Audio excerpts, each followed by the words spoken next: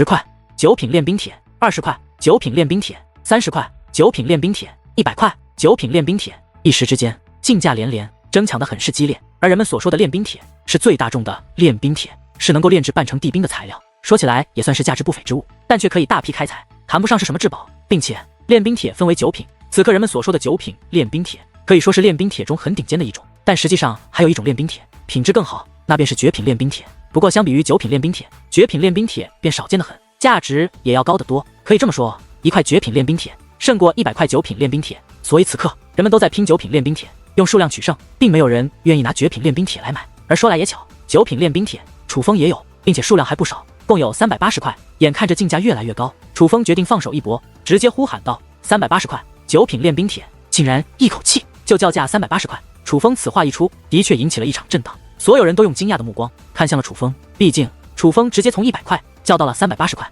这个价钱可以说是一个质的飞跃。并且楚风说出这个价钱的时候，表现得很是平静，就仿佛在告诉众人，这不过是一个很寻常的数字，他只是随口一说。若是有人敢竞拍，他还会说出更为惊人的数字。所以此刻很多竞拍者都犹豫了，他们都不想继续竞拍了。不管这天地奇物有多美，但对于他们来说，都只是一个收藏品。用这么高的价格来买一个收藏品，也实在太亏了一些。并且楚风如此有恃无恐，他们害怕就算继续竞拍也是要输，所以还不如不竞，以免丢人。眼见着众人犹豫，一时之间都没人再出价，楚风的心中不由暗笑起来。毕竟楚风拍卖这天的奇物的目的与其他人不一样，其他人只是收藏，而楚风可是用来修炼。相比于他人，这天的奇物对于楚风来说实在太重要了。若是可以，楚风不惜重金也要将它拍下，不给其他人机会。绝品炼冰铁100块。然而就在楚风觉得他要势在必得之际，一声呼喊却忽然响起。当在这个响起之际，莫说楚风，几乎在场之人都是大吃一惊，竟然真的有人为了这件收藏品拿出了绝品炼冰铁，并且还是100块，这也未免太狠了一些，简直就是一锤定音，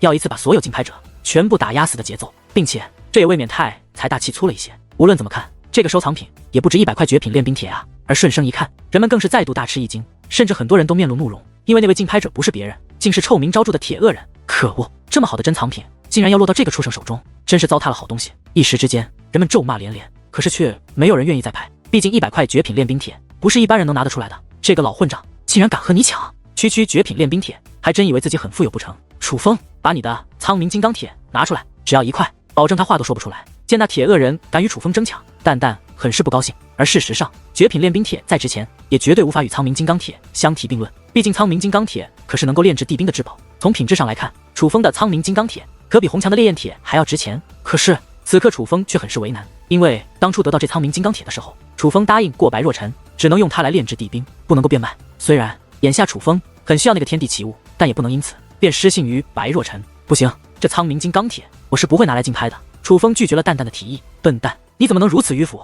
眼前的利益大过一切，难道你不知道你多需要那天地奇物来提升修为吗？你已是9品武王，距离半地不过是1线之隔，就算那天地奇物蕴含的天地能量不是很足，无法让你突破，但你也不应该放弃，毕竟它现在对你有用。而那苍冥金刚铁你留着也是无用，你应该利用它来换取有用的东西，待你日后强大了，难道还愁搞不到苍冥金刚铁吗？蛋蛋劝道。蛋蛋，你说的我都懂，只是我答应过白若尘，我就要做到。虽然利益固然重要，但对我来说诚信更重要。楚风笑着解释道。随你吧，到了嘴边的肉就要飞走了。蛋蛋虽然无奈，但也不生气，因为他了解楚风的为人。楚风对待敌人可以不择手段，但是对待朋友却是两肋插刀。其实蛋蛋也很喜欢楚风这种个性，所以自然不会因为这种事儿生楚风的气，只是他觉得特别可惜罢了。200块绝品炼冰铁。然而就在这时，涟漪忽然开口了，他这一开口叫价，竟然就直接翻了1倍。楚风，你既然想要这天的奇物，我就帮你争来。涟漪笑眯眯地对楚风说道。而这一刻，楚风心中不免一动，他还真没有想到涟漪争这天地奇物是为他而争。不过仔细想想，倒也不难理解，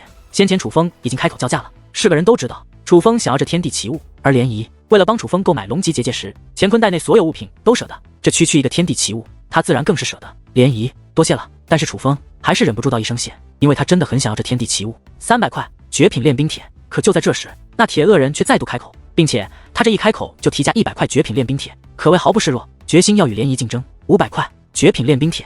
然而涟漪更是够狠，竟直接提升了200块炼冰铁，俨然一副视炼冰铁为粪土。这天地奇物他是势在必得的架势。事实上，涟漪此话一出，在场之人也都是忍不住倒吸了一口凉气。事到如今，他们都明白了，涟漪绝对是一个财大气粗之人，来头怕是不小，否则不可能这样一掷千金。这位女士，你这是要与老夫作对到底啊？与我拼，你有这个实力吗？铁恶人没有继续叫价，竟然向涟漪发出了挑衅。而对于铁恶人的挑衅，涟漪根本不予理会，只是发出了一声轻蔑的笑声。600块绝品炼冰铁。见状，铁恶人眉头一皱，高声呼喊道：1000块绝品炼冰铁。而铁恶人话音刚落，涟漪便紧跟着出价，连眉头都不眨一下，异常果断。涟漪此话一出，先不说其他人是何表情，就连那位妖娆的拍卖师都是小脸一变，一脸的吃惊，因为涟漪这个价格实在太高了，已经远远超出了这天地奇物所值的价钱。涟漪若真的用这个价钱来买这块天地奇物的话，简直形同于用买宝剑的钱买了一把生锈的烂铁。好，算你狠，这东西我不争了。铁恶人放弃了，但是他却没有善罢甘休，而是以一种挑衅的语气对涟漪说道：不知阁下可敢露出阵容，报出尊姓大名，也好让老夫瞻仰一下，是谁如此冤大头，花这么多钱买这么一个破烂？多说无用，有本事就继续与我争，没本事就闭嘴。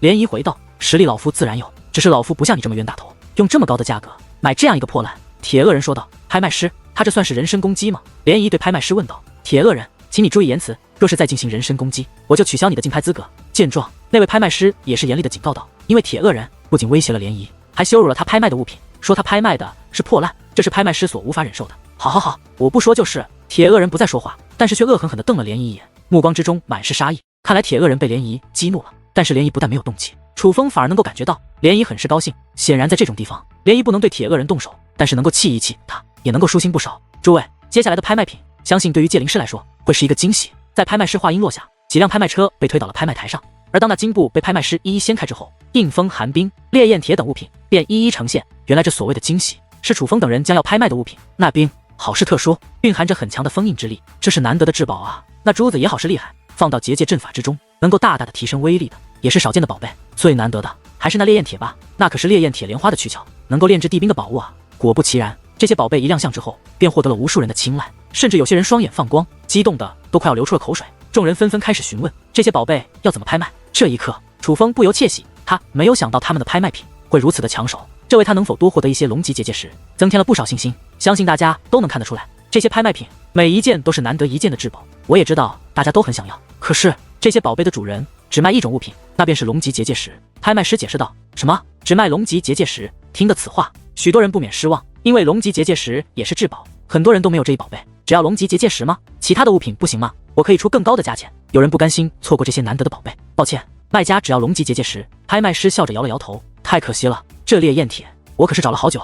有人干脆叹息，那也是一个修为很强之人，怕也是来历不凡，很有实力，只是因为没有龙级结界石，便错失了这样一个机会。他是真的很不甘心。我想知道那印风寒冰怎么卖？忽然，一座贵宾席位上的老者开口了，他遮盖了容颜，修为也是感应不到，但是却底气十足，想必他是有龙级结界石的。这位前辈果然好眼力，竟然知道这是印风寒冰，想必也就知道它价值不菲。而这印风寒冰底价是10块龙级结界石。拍卖师介绍道：10块龙级结界石。听的这句话，那位老者有些犹豫，随后高声说道：我这里有6块龙级结界石，不知哪位仁兄还有龙级结界石，又想要这印风寒冰的，大可以拿出来，咱们凑够10块龙级结界石，联合将这印风寒冰买下，然后按照所出的数量来分这块印风寒冰。诸位要知道，这印风寒冰可是印风古村的镇村之宝，很是少见，大家千万不要错过呀。那位手头的龙级结界石不够，但却想到了这样一个法子：我出2块，我出1块，我也出1块，我先说的算我一份，后面的别抢。还真别说，他这个法子不但起了作用，愿意与他合伙拍卖的人还不在少数，甚至还有人为此争抢起来，一群穷鬼也来竞拍。然而就在这时，那铁恶人却是发出一声讥讽：你这老畜生，我们竞拍我们的，关你何事？那些联合竞拍之人皆是气得不轻，关我何事？竞拍讲的是实力，你们这群没实力的家伙不配竞拍。铁恶人冷然一笑，随后高声呼喊道：15块龙级结界石，这印风寒冰老夫要了。什么？竟然直接提价15块！听得此话，莫说那几位竞拍之人，就连楚风也是颇为吃惊。龙级结界石如此稀少，这铁人一口气拿出15块，看来此人还真是有些底蕴。铁恶人此话一出，那些竞拍之人都不说话了，因为他们的确没有与铁恶人继续竞价的资格。铁恶人愿以15块龙级结界石竞拍这印风寒冰，还有人要出更高的价钱吗？拍卖师询问道。他这是有意拖延时间，为其他竞拍者提供机会。而对于拍卖师的这种手段，铁恶人却是不屑地发出一声冷笑，就仿佛在说：随便来抢，但肯定都抢不过老子一样。铁恶人这样嚣张的态度，让很多人感到不爽，但却也没人多说什么，更是没有多想什么。然而楚风却注意到了这一幕。楚风洞察能力极强，而这铁恶人又是一个喜怒哀乐都表露于外之人，所以楚风觉得铁恶人很想要印风寒冰，并且他有继续争抢的能力。于是楚风想到了一个主意，一个有些冒险，但却能够让自己获得更多利益的机会。楚风要竞拍20块龙级结界石，楚风敢想敢做，直接开口：楚风，你做什么？楚风此话一出，涟漪等人都是一愣，不太明白楚风这是为何意。涟漪更是暗中传音询问起来。楚风没有回答涟漪等人的问话，而是偷偷的冲着他们摆出了一个手势，示意他们放心，又是你们。而这一刻，那铁恶人也是眉头一皱，他从穿着上就知道楚风与涟漪是一伙的。之前涟漪与他竞争，他就一肚子的火，此刻楚风竟然还要与他竞争，这明显是要与他抬杠的节奏。他自然很不高兴。怎么，这是你家的，只能你买，不能我买？如你所说，竞拍靠的是实力，没实力就趁早滚蛋，别在这里丢人现眼。楚风冷嘲热讽的说道：“你这混蛋东西，是看不起老夫？”铁恶人说道：“你说对了，我还真未把你放在眼里。”楚风冷笑道：“那我就让你看看老夫的实力。”铁恶人冷哼一声，随后高声说道：“35块龙级结界石，40块龙级结界石。”楚风并未犹豫，直接开价：“55块龙级结界石。”铁恶人继续说道：“60块龙级结界石。”楚风微微一笑，继续竞拍。而楚风与铁恶人竞价竞得风轻云淡，可是围观者可都难以镇定了，眨眼间就让底价翻了6倍，而却还是龙级结界石，这也太富有了一些。而事实上，在楚风一轮叫价之后，那铁恶人也是有些无奈，他开始犹豫要不要继续叫价，因为60块龙级结界石只买这么一块硬风寒冰，已经有些不值当了。楚风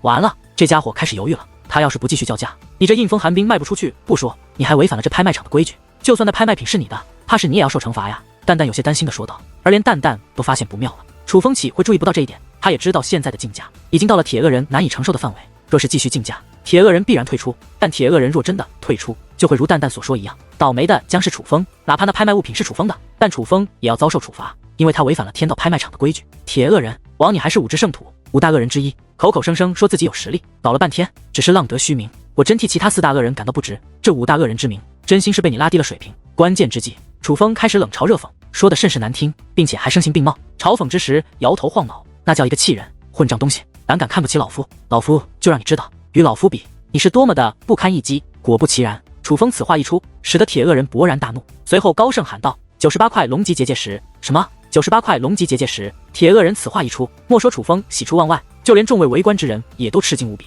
这硬风寒冰就算再值钱，其实能够兑换到20块龙级结界石，也是撑死了。可是这铁恶人竟愿意拿出98块龙级结界石，这真是太狠了一些。显然他是怒了，今日比的就是气势，非要赢了楚风不可。看来这铁恶人是真拼了，98块，依我看，这是他所拥有龙级结界石的最高数量了。哈哈，楚风，想不到你小子还蛮厉害的，只是几句话就让这硬风寒冰的价钱翻了这么多倍。莫说其他宝贝能不能卖得出去，单单是这硬风寒冰就让你赚大发了。这一刻，蛋蛋高兴的又蹦又跳，那叫一个美！来啊，继续拼啊！不是要拼实力吗？有本事你就出一个比老夫更高的价钱，看你抖不抖得过老夫。忽然间，铁恶人竟向楚风挑衅开来，并且他的脸色很不自然。看着他那不自然的脸色，楚风就知道铁恶人是后悔了。显然他也后悔用这么高的价钱来买一块硬风寒冰了。后悔之际，这铁恶人才挑衅楚风，他是想让楚风出一个比他高的价钱，只要楚风再出价钱，想必他就会放弃。那个时候倒霉的就是楚风，而楚风岂会给予他这个机会？所以面对众人那期盼的目光，以及铁恶人无比渴望的目光，楚风缓缓地说出了3个字：我放弃。什么？放弃？听得此话，铁恶人顿时脸色变得铁青，但他并没有就这样善罢甘休，而是指着楚风一顿羞辱。什么？放弃？你怎么能放弃？不是要比实力吗？就这种实力也敢与我叫嚣，真是废物一个，垃圾一个，狗屎一泼。而面对铁恶人的种种羞辱，楚风却根本也不生气，而是非常随意地说了一句：再敢废话，我就投诉你人身攻击。从此以后，你可就要被天道拍卖场列入黑名单之中，从此再没资格来天道拍卖场竞拍。对了，但就算你被列入黑名单，被驱赶出这天道拍卖场，但在你临走之前，那硬风寒冰你还是要买的。毕竟98块龙级结界石来买一块硬风寒冰，没人比你再冤大头了。原来传说中的铁恶人如此的无脑，简直与智障没有差异。哈哈哈！说完这番话后，楚风还讽刺的一笑，笑的那叫一个开心，那叫一个的无耻。听得此话，那铁恶人差点没一口老血喷出来。他就算再傻，事到如今也是反应过来，他显然是被这个无名小子给坑了呀。想到这里，铁恶人更是气得快要抓狂，指着楚风愤怒的骂道：“你这畜生是在故意坑我，混账东西！你这是恶意竞拍，你真是卑鄙无耻！”铁恶人指着楚风愤怒的咆哮起来：“拍卖师，我投诉这铁恶人对我人身攻击！”楚风自然不会承认他是恶意竞拍，他不但没有承认，反而倒打一耙，投诉起了铁恶人。铁恶人，之前已经警告过你了，你真是屡教不改，莫非真以为我们不敢将你赶出去？那位美艳的拍卖师柳眉一皱，冷声说道：“如果说之前他在拍卖台上展现的是风情万种，那么此刻他所展现的，则是一位强者的霸气。可是那名拍卖师就算再霸气，却也只是半地巅峰。身为5帝的铁恶人，岂会将他放在眼中？”暴怒之下的他冷哼一声，站起身来，指着那名拍卖师，便想反驳。然而就在这时，那位拍卖台上紧闭双眼的白发老者却是忽然将双眼睁开。他双眼一睁开，便射出2道光芒，那光芒落在铁恶人的身上，顿时让其身体一颤，扑通一声瘫坐在了座椅之上。只是一瞬间，铁恶人就已是脸色苍白，满头大汗，甚至就连身体也在瑟瑟发抖。这一切都被在场之人看在了眼里，所有人再度看向那位白发老者，都是肃然起敬。这位老者果然强得可怕，竟然连5大恶人之一的铁恶人，在他面前也是如此的不堪一击。而那位白发老者却并未多说什么，而是用目光下退铁恶人后，便再度闭上了双眼。算了，我不是一个斤斤计较的人，就再给他一个机会吧。就在这时，楚风又笑眯眯的开口了：既然投诉者愿意给你一个机会，那我也就给你一个机会，但是你记住，下不为例。拍卖师严厉警告道。你们听的此话，这铁恶人简直就快要气死了，自己明明被坑了，却还要受到这样的待遇，他的心肝肺都快要气炸了。但是最为无奈的是，就算他极为的不甘心，可却也是没有任何办法，这里根本就不是他能够撒野的地方。不用你们赶，老夫自己走。最终，铁恶人冷哼一声，甩一甩衣袖，竟然想直接走人。走可以，但要把钱付清。拍卖师提醒道。不用你说，这点规矩老夫还懂。铁恶人气冲冲的走了出去，而在他走出的同时，几名天道府的人也是在拍卖师的示意下跟着走了出去。而这一刻，在场的很多人也都明白了，原来楚风是故意给铁恶人挖坑，让他往里跳的，并且他还成功了。只要想到楚风竟让这个臭名昭著的大恶人被楚风坑得如此之惨，吃了如此大亏，许多人都是高兴的不得了，暗中对楚风竖起了大拇指。好，这位兄弟，你真是好样的！尤其是那些与铁恶人有着深仇大恨之人，此刻更是不顾场合的为楚风叫好，因为楚风此举真的释然给他们感到大快人心。事实上，莫说是旁人，就连那名天道府的拍卖师也是笑着对楚风点了点头，看来就连他也很是反感那铁恶人。楚风，你真是太厉害了，亏你想得出这样的招数来坑那铁恶人，哈哈，真是大快人心啊！而连旁人都反应了过来，涟漪等人自然也都反应了过来，暗地里开始向楚风传音，夸赞楚风的机智，尤其是涟漪更是格外的喜悦，因为楚风的所作所为可谓是让铁恶人吃了大亏，不仅把他人气的够呛，还让他遭受了巨大的经济损失，这简直比他的手段还高明得多。但不管怎样，只要铁恶人郁闷，涟漪便会高兴，谁让他们之间有着血海深仇。不过颇为可惜的是，在铁恶人离开之后，楚风等人所拍卖的其余物品竟都没人再竞拍，不是他们不想要，只是实在拿不出来龙级结界石，到头来竟只有楚风的应风寒冰卖了出去。但是楚风却没有因此感到失望，反而很是高兴，不用再卖他人的东西，楚风也就能够少欠下一份人情。尤其是红墙的烈焰铁，楚风还真不希望卖掉，毕竟那可是红墙的心血。再者说，楚风现在已经有了40块龙级结界石，再加上铁恶人那98块龙级结界石，楚风也有138块龙级结界石，这比楚风预期的还要多。这拍卖会后面，涟漪又分别为南宫崖、南宫百合、南宫茉莉，甚至是淡苔雪拍卖了一些宝贝。为南宫崖拍来的是一件有防御作用的宝贝，而为南宫百合、南宫茉莉以及淡苔雪拍的，则是一些女孩子喜欢的装饰品。至于楚风，涟漪倒是想为他拍，可是楚风却果断拒绝，因为涟漪为他买龙级结界时已经花了很多钱，楚风真是不想让他再破费了。就这样，这场拍卖会圆满结束，而楚风也在拍卖会的后台顺利的拿到了98块龙级结界石。只是当98块龙级结界石入手之后，楚风却是眉头一皱，发现了不对。涟漪、红墙前辈有些不对劲，发觉不对，楚风便赶忙将涟漪等人叫到了一旁。怎么了，楚风？莫非这龙级结界石是假的？不应该啊，如果是假的，不可能逃得过天道拍卖场的眼睛。见楚风检查龙级结界石时出了岔子，涟漪还以为是龙级结界石是假的，这龙级结界石倒是真的，只是其中一块被人做了手脚，虽然很是隐秘，但是我敢确定这里面被种下了印记。楚风拿出一块龙级结界石说道。听得此话，红墙与涟漪都仔细打量了一下，可是同为蛇纹结界师的他们竟然都没有发现不对，于是一同问道。楚风，你确定这里面被种下了印记？我确定这里面的确被种下了印记，并且我若没有猜错，应该是铁恶人所为。楚风所说属实，成为蛇纹级黄袍界灵师后，楚风的天眼更为厉害，能够看到其他蛇纹级界灵师所看不到的东西。虽然只是听闻，但我也知道铁恶人的结界之术是很厉害的，尽管他不是龙纹级黄袍界灵师，但是距离龙纹级却也只是1线之隔，他如果真想做手脚，想必也是能够做到的。涟漪说道。这铁恶人还真是阴险歹毒，拍卖物品之后在其中留下印记，这是准备要尾随我们，准备杀人越货了。南宫崖说道。不愧是铁恶人，看来这样的卑鄙之事他不是第一次做了。南宫百合也是说道。他们都已经猜到了铁恶人的意图。涟漪，不知你与铁恶人交手有几分胜算？若是胜算不高，我倒是可以将这印记抹除，但若胜算高的话，这倒是一个复仇的好机会。楚风说道。不要抹除，楚风，你把这块龙级结界石给我，我这一次必须要与这铁恶人做个了断。涟漪将那块龙级结界石抢了过去，他是准备借着这次机会与铁恶人大战一番。红墙，楚风他们就拜托你了，麻烦你将他们送到我南宫地族之中。涟漪再度说道。他是准备单刀赴会。涟漪，这怕是不行，要去我们就一起去，要么就都不去。楚风淡淡的笑道。楚风这番话暗藏深意，他知道涟漪非常憎恨铁恶人，如果能有报仇的机会，涟漪一定不会放过。但是盲目的报仇反而害得自己丢掉性命的话，可就得不偿失。而楚风等人全部跟着去的话，就会让涟漪有所顾忌，他自己的性命丢掉无所谓，但是他一定不希望楚风他们也因他而丧命。所以若是没有一定的把握能够战胜铁恶人的话，想必他也就不会去了。楚风，我与铁恶人交手，你们若是跟着，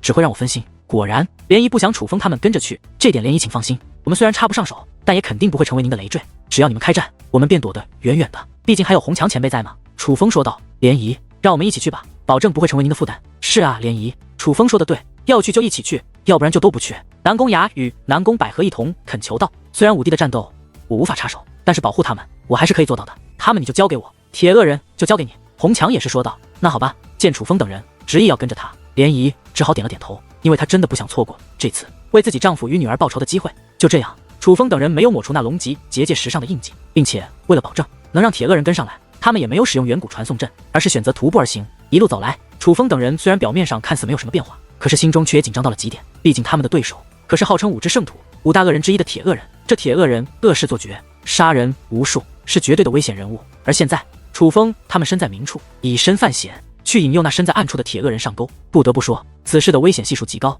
但是铁恶人对涟漪的所作所为实在是令人发指，并且铁恶人很是狡猾，想要抓他也是很难，否则不可能他仇人那么多，却也依旧安然无恙。而这一次可谓是千载难逢的一次机会，莫说涟漪不想错过这次机会，就连楚风他们也不想涟漪错过这个机会。当楚风等人刚刚走出天道拍卖场的势力范围，进入一处颇为人烟稀少的区域之后，一道疯狂的笑声便不断响起。是铁恶人，铁恶人果然跟了过来。哈哈，天助我也，真是天助我也啊！想不到竟然会是你们，我连做梦也想掐死的几个小畜生。铁恶人现身了，此刻的他依然在疯狂大笑，可是看着楚风等人，却是双眼放光，眼中涌动着浓郁的杀意。在天道拍卖场内，楚风等人让铁恶人吃了大亏，他早就对楚风等人恨之入骨，而如今竟能再遇到楚风等人，他自然高兴得不得了。这简直就是他对楚风等人痛下杀手的大好机会，所以他才说着是老天帮助他。铁恶人一现身，红墙便带着楚风等人快速的逃走，连头也不回。毕竟铁恶人是武帝，就算他不伤楚风他们，只是与涟漪交手，那余威也是相当的恐怖，他们就算观战，也必须离得远一点才行。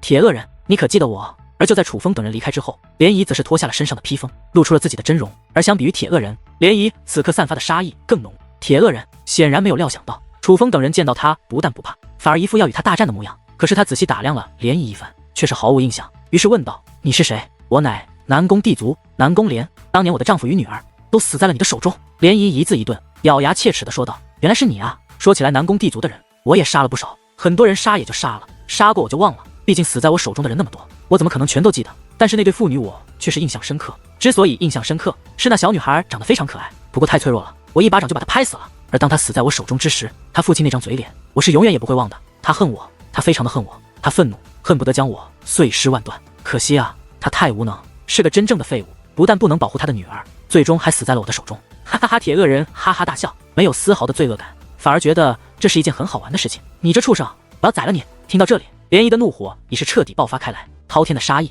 使得天空瞬间昏暗，不仅乌云滚滚，那磅礴的武力肆意的散发开来，横扫天际，更是影响天气变化。风卷残云，道道狂暴的飓风，道道凶猛的闪电，开始自天上地下不断浮现，那片虚空都被这股力量摧残得一塌糊涂。那方天地已是天崩地裂，宛如炼狱。可是铁恶人站在那样的天地中，不但毫发无损，反而面带微笑，说道：“看来你是那小女孩的母亲，那废物的妻子。刚好今日我就让你们一家3口在阴间团聚。”忽然，铁恶人的嘴脸变得面目狰狞，随后他掌心一翻，地级武力便奔涌而出，他竟率先向涟漪出手了。楚风等人在红墙的保护下已经走了很远，可是他们所处的天地仍然不断的剧烈震颤着，一层一层飓风不断席卷而来，若不是红墙顶着，哪怕楚风他们也是承受不住。而向涟漪与铁恶人交战的方向观望，更是武力滔天，一眼望去，风起云涌，闪电交加，且那风不是寻常的风，那雷不是寻常之雷。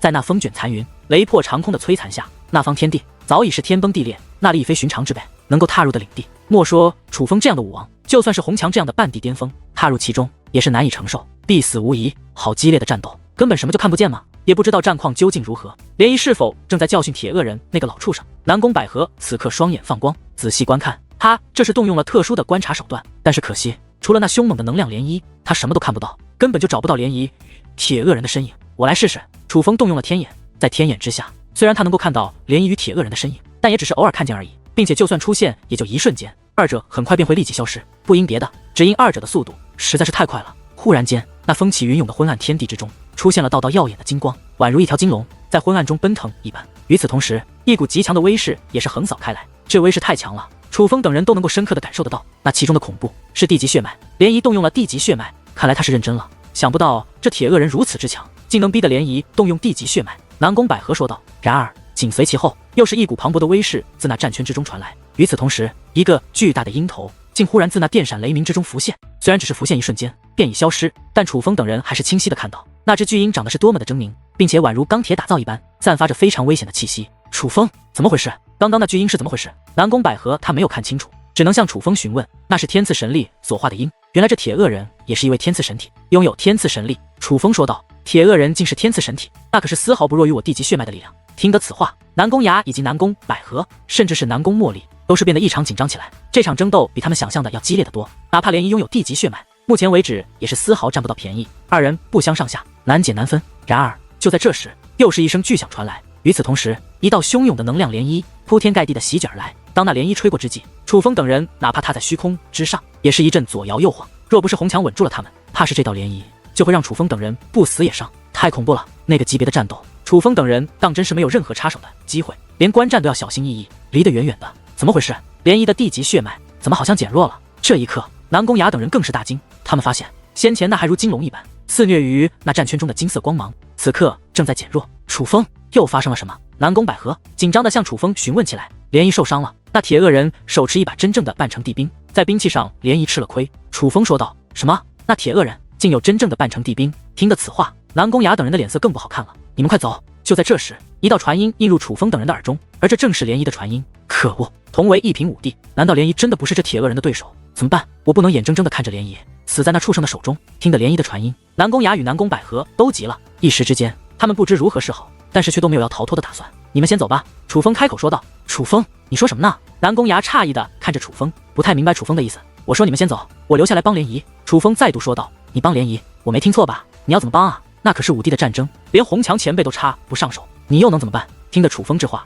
南宫百合惊讶地张大了嘴巴，他根本就不相信楚风的话。你们知道我要这龙级结界石为的是什么吗？我要布置的乃是禁忌阵法，而这禁忌阵法若是成功，那么今日便能脱险。楚风将所有龙级结界石取出后，对南宫百合等人说道。而楚风所说的阵法，自然就是戒灵破风阵以及恶灵束缚阵。这种危机时刻，楚风不想坐以待毙，他唯一能做的就是施展这两种阵法，尝试着将他体内那另外一只戒灵放出来。真的假的？究竟是什么阵法，竟能对付得了武帝？南宫百合依然一脸的怀疑，因为他从没听说过有这样厉害的阵法，就算是禁忌阵法，他也没有听过，所以他依旧不相信楚风所说的话。楚风，这阵法你有几成把握？南宫崖问道。5成吧。楚风回道。他说的是实话，现在的他可谓是毫无准备，如若施展，真的只有5成把握，那若失败又会怎样？南宫崖追问道。若是失败，后果不堪设想。楚风淡淡的笑道。既然如此，那我们留下来陪你，你不用劝我们，因为你就算劝也劝不走。百合与茉莉就不用说了，我想蛋台姑娘与红前辈也都一定不会走的。南宫崖说道。就是楚风，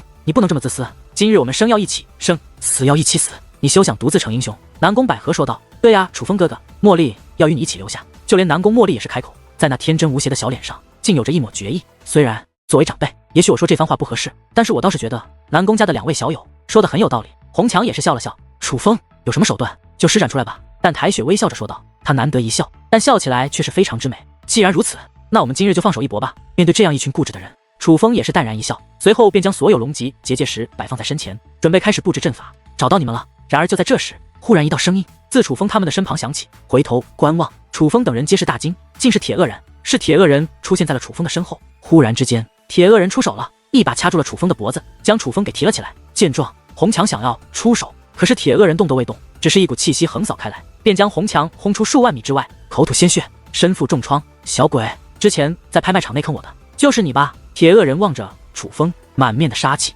放开他！在铁恶人抓到楚风后，涟漪也是出现，只不过此刻的涟漪身上有着大片的血迹，气息也是虚弱无比，可见他真的是受伤了。放开他！你让我放我就放，你有什么资格这么要求我？自身难保的废物，你们今日都要死，谁都别想活！铁恶人冷哼一声，畜生！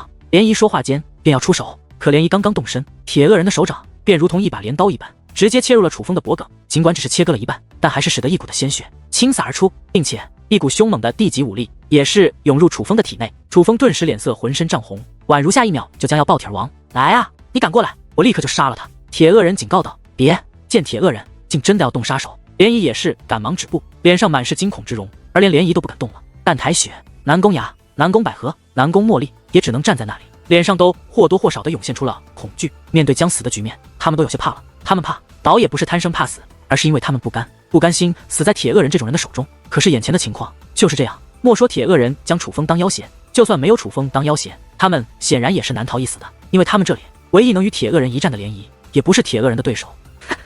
与我斗，也不看看你们有没有这个实力。见联谊拿他没有任何办法，铁恶人笑得更为猖狂，敢动楚风，那你有这个实力吗？然而就在这时，忽然一道声音自天际传来。当那个声音传来之际，天未摇的未晃，可是在场每个人的内心都是不由一颤。那个声音不是联谊的，不是红墙的，不是淡台雪的，不是南宫崖的，不是南宫百合的，不是南宫茉莉的，更是不楚风的。又有一个人出现了，原来还有帮手。滚出来，受死！铁恶人冷然一笑，丝毫未将那说话之人放在眼中。然而铁恶人此话刚落，一股磅礴的威压忽然自天空压迫而下，那威压之恐怖，哪怕涟漪也是目光一闪，露出了惊骇之容。不过好在那威压之势对准铁恶人一个，哪怕楚风、涟漪等人距离铁恶人再近，却也丝毫不会受到影响。这一刻，铁恶人本想要发威抵挡，可是还来不及他有所动作，那威压已是轰落而下，将他自半空之上直接轰入了地表之中。强大的力道直接在地表之上开辟出一座直径数万米的超级巨坑。见到这一幕，就连涟漪都被惊呆了，因为铁恶人的手还抓着楚风的脖颈，但是他的人却在那刚被轰出的超级巨谷之中。楚风，你没事吧？此刻南宫崖等人赶忙走到楚风身前，将铁恶人那断掉的手臂自楚风脖颈之上取下。我没大碍。楚风真的并无大碍。铁恶人虽然将武力灌输于他的体内，但却并没有真的伤他，只是束缚了他，以此来威胁涟漪罢了。眼下铁恶人的手臂都被折断了，人都被轰入了地表之中，那灌输于楚风体内的武力，楚风轻而易举的便排了出来。至于那些皮外之伤，以楚风的结界之术，瞬息便可治愈好。红墙前辈呢？他怎么样？所以楚风此刻最关心的不是自己，乃是红墙。放心吧，我还死不了。红墙回来了，是涟漪将红墙搀扶着回来的。虽然红墙的确是受了不轻的伤，但却没有生命危险，并且眼下涟漪已为红墙服用了贵重的疗伤丹药，再加上二人都是蛇纹级黄袍界灵师，所以这点伤势他们都可以自行治愈。饶命！大人饶命啊！是我有眼不识泰山，是我有眼不识泰山，给我一条生路吧！就在这时，那铁恶人竟自深谷之中爬了出来。他是真正一步一步爬出来的，因为他不敢走路，因为此刻的他已是筋骨寸断，完全是靠着武力支撑自己的身体爬出来的。他不是那人的对手，可以说完全不是对手，眼下已是受了重创。记住，有些人不是你想动就能动的。那道声音再度传来，依旧是那样的轻描淡写，但却让每个听到这个声音的人都知道，这说话之人绝非寻常之辈，是典型的那种不动威压，也具有绝对威慑力的存在。我错了，我真的错了。铁恶人连连磕头认错。滚！那位只说了一个字，而铁恶人不敢怠慢，起身便赶忙逃走，连头也不回，很快便消失在了远处的天际。但是从始至终，那位出手之人都没有出现过。这一刻，涟漪、红墙等人都将目光投向了楚风，因为那位先前的话已经很是明确了，他是为了保护楚风才出手的，但他们却不知道，就连楚风也不知道是谁在帮他，至少单是听对方的声音，楚风不知那帮他的人是谁。可是连铁恶人都能一击击败，这说明对方的实力非常之强，至少不是一平五地。这让楚风想到了一个可能，今日帮他的会不会是当初在咒土门并未现身，但却为他们解围的那位神秘强者？此刻楚风本想抱拳道谢，因为不管是谁帮他，可毕竟是帮了他，他都理当道谢。可就在这时，一道传音却落入楚风的耳中：楚风，我只帮你这一次，下不为例，但我还是要奉劝你，切勿再做冒险之事。听的这个声音，楚风明白了，因为这道传音与先前所听到的声音很不相同。这个声音楚风是熟悉的，这个声音乃是练兵仙人，原来是练兵仙人帮了他。这个结果可真是让楚风倍感意外，他真是没有想到帮他的人会是练兵仙人。这样说来，这应该不会是巧合，而是自从楚风离开仙人岛后，练兵仙人就应该一直跟着他了，为的就是保护楚风。多谢前辈出手相救，尽管已经知道是谁了，可楚风还是抱拳道谢。但是楚风却并未再收到练兵仙人的回音，想必他已经走了。楚风刚刚出手之人究竟是谁？南宫崖等人一同追问起来。他们都知道那位走了，但是那位的神威还萦绕于他们的心中，久久难以散去。那是我相识的一位前辈，不过他并不想让人知道他是谁，所以我怕是不能告诉诸位他的身份了，还望见谅。楚风微笑着解释，他非常清楚练兵仙人之所以不露面，而是选择暗中传音，为的就是不想暴露身份。这个我们理解，高手都是这样的。呵呵，南宫崖也是识趣的笑了笑，不管是谁，他可真是够厉害的。铁恶人在他的面前竟然如此的不堪一击，至少也是2平5地吧？南宫百合说道。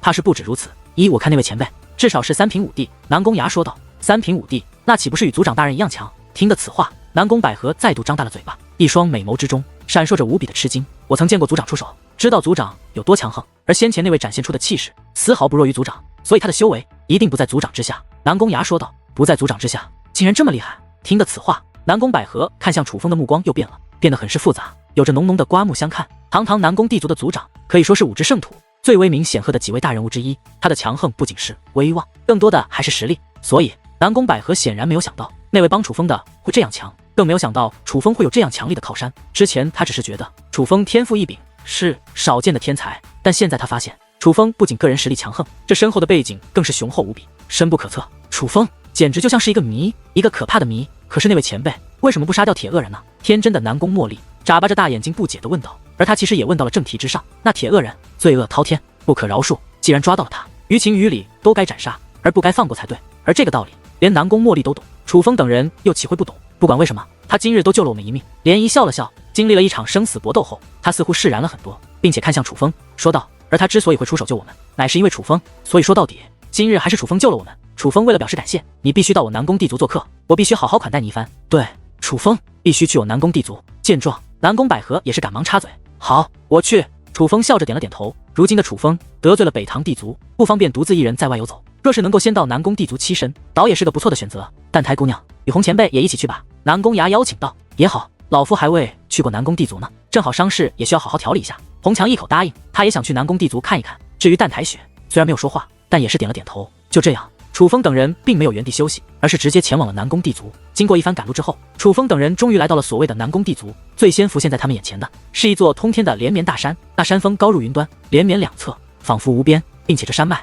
也不是想进就能进的，有着龙级黄袍结界师所布置的结界。这结界与炎族的结界有所不同，非常的厉害，怕是寻常的一品武帝也是破不开。楚风跟着涟漪他们越过了结界，进入了山脉。刚进入其中，便有多位身穿铠甲的南宫地族之人出现。显然这山脉之内也是层层把守，有着很多护卫。不过见到涟漪他们，那些护卫也是赶忙低头施礼，不敢阻拦，甚至主动为他们开路。但是走在其中，楚风也是能够发现，这山脉内机关重重，并且天上地下都有防线，这里的防御可比青木山以及界师联盟都要强大许多，当真不愧是南宫地族。不过有涟漪在，楚风等人自然是一路畅通无阻，终于穿过了那浩瀚的山脉。穿过山脉之后，浮现在楚风眼前的便是一片开阔的美景。楚风一眼望去，能够看到眼前的世界是由那山脉围成的世界，天上尽是巨大的仙鹤以及美丽的巨鸟盘旋着鸣叫着。若是将它们放在九州大陆的话，绝对是称霸一方的妖王，但是放在这里，它们却是普通的小鸟，用来观赏的而已。而在这方区域的中间，便是一座浩瀚的城池。那城池不仅大，并且金灿灿的非常的耀眼，原来那是由黄金打造的，每一砖每一瓦都是黄金，由此别可以想象这是多么华丽的一座城。显然那里便是南宫地族之人的栖息之所。靠近城池之后，楚风发现这里还有着一层结界，并且这结界不是普通的防守结界，而是一座强大的阵法，是具有攻杀之力的阵法，不需要由结界师来催动，修武者便可以使用。这阵法可比封锁山脉的结界强悍得多。此刻楚风等人感受最深的便是压力，这南宫地族给人的感觉就是一种巨大的压迫感。这种压迫感不仅是这强悍的阵法、森严的守卫以及恢宏的建筑，最主要的还是人。南宫地族之人每个人身上都散发着一股傲气，这股傲气在这里被无限的放大了，毕竟这里是他们的地盘。也许这种傲气南宫地族的人感受不到，毕竟他们从小就在这里生长，早就习惯了，但是外人来到此处却能够深刻的体会，这里不是一般人能够来的地方。此刻红强包括蛋台雪都是眉头微微皱起，显然他们都很不适应这里的气氛。不过好在涟漪他们对楚风等人是以贵宾之礼款待，这倒使得那种压迫感减缓了不少。不过哪怕如此，红强在有所好转之后，便立刻找到了楚风，说要离开。而这距离他们来到南宫地族不过是第一日的时间而已。红强前辈，你真的要走？你要去哪里？楚风听说红强要走，有些不舍。在帝王领域，他熟悉的人并不多，红强一路保护他来到此处，早已有了很深的感情。对于楚风来说，红强就是亲人，如今亲人要走，他自然不舍。我虽然不是天资卓越之辈，但也自认天赋不错，踏入九品半帝已是多年，但却始终未感受到武帝的契机，这不免让我有些气馁。不过最近我隐约之间感受到了突破的契机，所以我想寻得一处适合闭关之所，尝试突破一下。至于究竟去哪里，我还不知道。红强说道。这乃是好事一件，真是恭喜前辈了。楚风赶忙道喜。武帝这个境界可是非寻常人能够踏足的地方。虽然武帝与半帝境虽然只是一字之差，但却可以说是两个全然不同的境界。在武之圣土能够踏入半帝境的人其实不少，但许多人也许修炼几千年，甚至直到死去，也无法感受到突破的契机。可以这么说，半帝巅峰与武帝只是一步之差，这一步迈过去变成可成仙，迈不过去便依旧是人。而红强如今却感受到了这一契机，这是非常难能可贵的。这不仅是天赐的机缘，最主要的还是红强自身的天赋，很是不凡。先不用道喜，能否突破还是两说。红强笑了笑，但可见他也很是高兴，毕竟武帝那是无数人向往的境界。就这样，红强走了，楚风、蛋台雪、涟漪等人皆是一同送行。而红强走之前，暗中传音对楚风说了一句话：南宫地族不是安宁之地，若是可以，最好也不要久留于此。这句话的意思，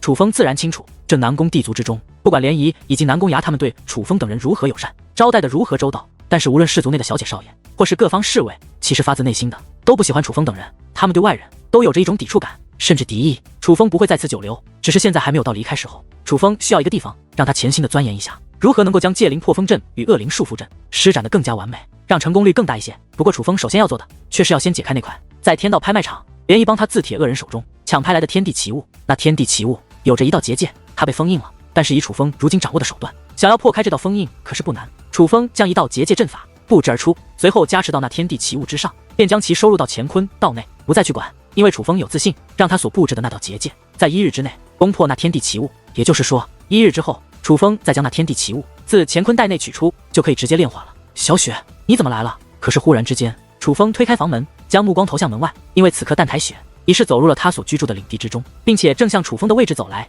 我是来与你告别的。淡台雪说道。告别？你也要走？听得此话，楚风有些心中一动，不免有所猜测，因为他们明明就在刚刚一起将红墙送走。如果淡台雪要走，大可以先前便与红墙一起走，怎么将红墙送走之后，淡台雪又忽然要走？莫非是发生了什么变故？淡台雪点了点头，而当他走到屋内后，先是关上房门，随后布置了一道结界，将楚风与他封锁其中，这才对楚风说道：我来此，一是与你告别，二是有一件事想找你帮忙。什么事？楚风问道。能帮我打开这个吗？淡台雪自乾坤袋内取出一个匕首，而这个匕首正是他义父赠予他的淡台家至宝，那个蕴含远古气息的寒雪笔。这寒雪笔内蕴含着一个大秘密，一个不为人知的秘密。打开这寒雪笔是淡台家多年以来的心愿，也是义父的心愿。如今这是我的心愿，可惜我能力有限，打不开它。现在打不开，怕是以后也打不开，因为这寒雪笔要求的不是修为，而是天赋。淡台雪说话间，将那寒雪笔递向了楚风。这我来试试看吧。楚风自然不会拒绝，顺势便将那寒雪笔接了过来。寒雪笔刚刚入手，楚风便感受到了丝丝寒意，以及一股磅礴的气息。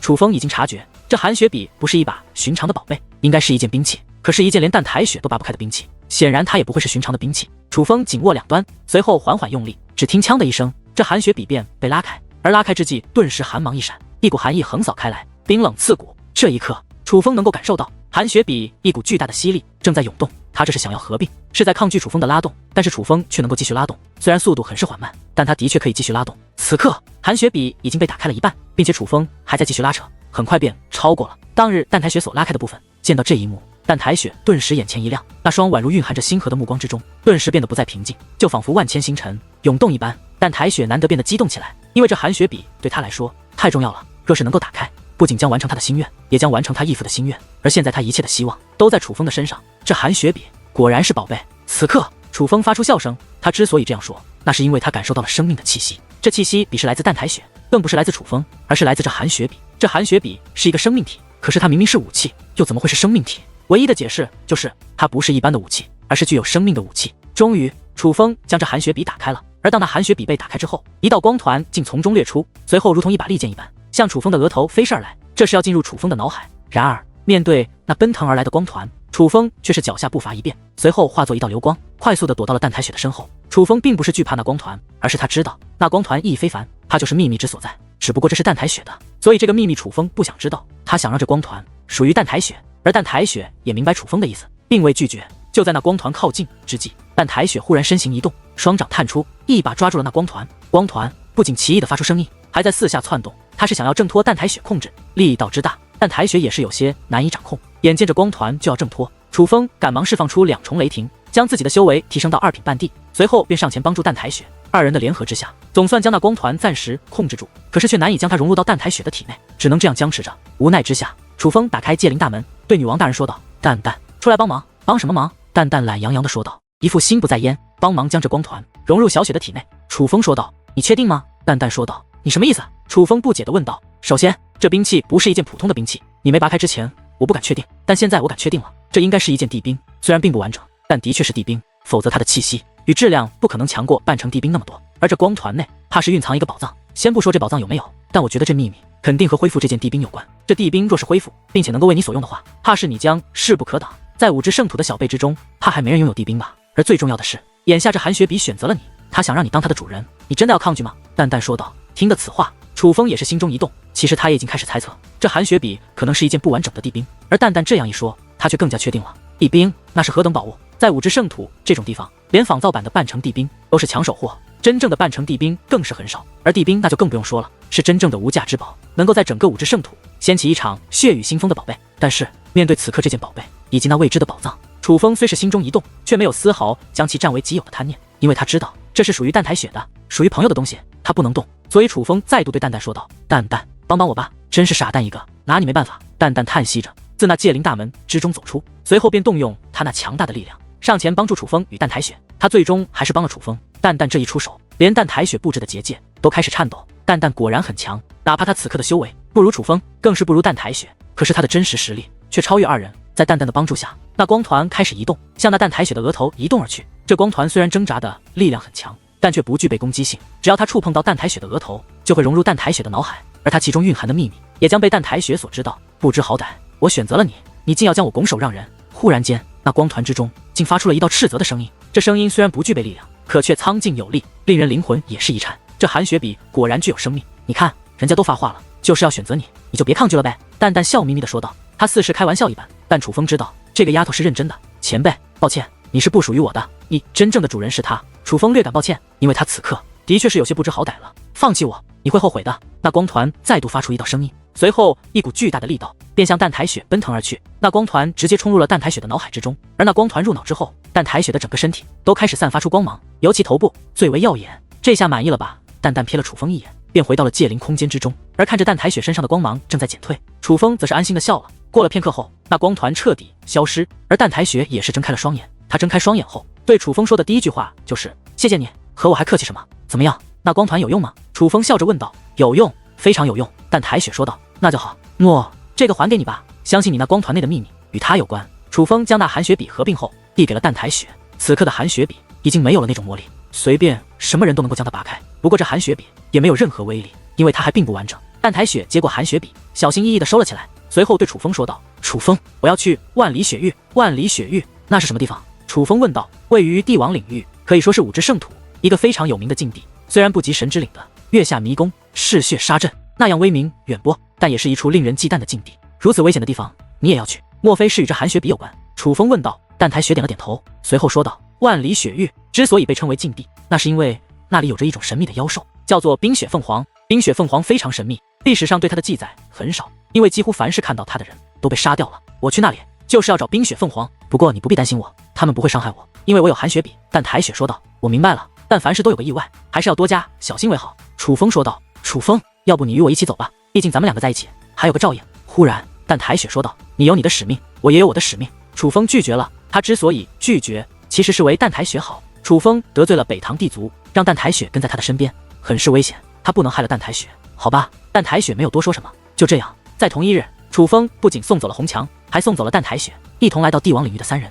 就这样分开了。四是怕楚风失落，南宫崖、南宫百合还有南宫茉莉开始寸步不离地陪着楚风，不仅与楚风同吃，居然还想要同睡。到了晚上，南宫百合与南宫茉莉死活不走，最后还是南宫崖以男女授受不亲为理由，将她们两姐妹给劝走了。都了第二日，依旧如此，天还没亮，他们就来找楚风了。不过中午过后，四是有什么事，他们便被人叫走了。他们走后，楚风总算落得了清闲，赶忙取出了那乾坤袋内的天地奇物。看着天地奇物的封印已经彻底解除，楚风别提多高兴了。楚风估算了一下，这天地奇物若是炼化，虽然不能够突破，但却也能够暂足力量。时间若久了，也许不靠炼化他物，只是楚风自己修炼，凭借玄功吞吐天地能量，也许也能够突破。只要想到自己将要真正的踏入半地境，楚风便迫不及待的想要将其炼化。只是不曾想，就在这时，南宫崖与南宫百合姐妹俩又跑了回来，而他们回来是想邀请楚风去参加一场聚会，南宫地族小辈之间的聚会。你是说南宫地族的皇子公主们在聚会，并且想邀请我去？楚风问道。你不知道，你在仙人岛内的壮举已经传开了，